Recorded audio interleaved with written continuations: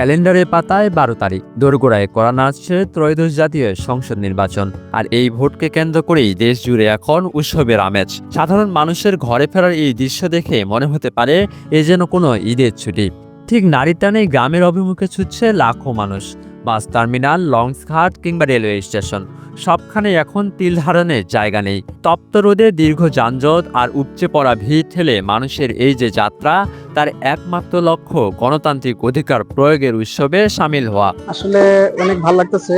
অনেক ভিড়, যদিও ট্রেনে অনেক ভিড়, অনেক সকাল থেকে প্রায় ট্রেন বিড়ম্বনা 2 ঘন্টা 2.5 ঘন্টা, তারপরেও উৎসবের মতো মনে হচ্ছে, ঈদের মতো মনে হচ্ছে। ভর্তি করে সবাই যাচ্ছে ভোটটা দেওয়ার জন্য, শুধু খালি নিজের রায়টা প্রকাশ করার জন্য। অনেক ভালো লাগছে। পথের ক্লান্তি কিংবা বিড়ম্বনা কোনো কিছুই দমাতে পারছে না সাধারণ ভোটারদের এই উৎসাহকে। দীর্ঘ অপেক্ষার পর প্রিয়জনের কাছে ফেরা আর 12 তারিখের কাঙ্ক্ষিত সেই ভোট উৎসব, সব মিলিয়ে দেশ জুড়ে এখন এক অন্যরকম উন্মাদনা। ভাড়া তো দ্বিগুণ, কারণ আগে যে ভাড়া ছিল 50 টাকা, এই ভাড়া 100 টাকা, তারপরেও পাওয়া যায় না।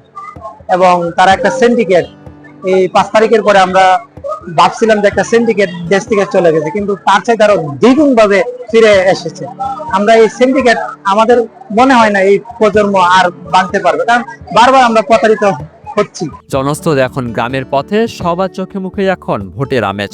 সবশেষ 12 তারিখের কাঙ্ক্ষিত নির্বাচনে ভোট প্রয়োগের অপেক্ষায় প্রান্তিক এলাকার সাধারণ মানুষ। মাহমুদ বিন মারুফ, নিউজ ডেস্ক, ডেইলি সকালবেলা।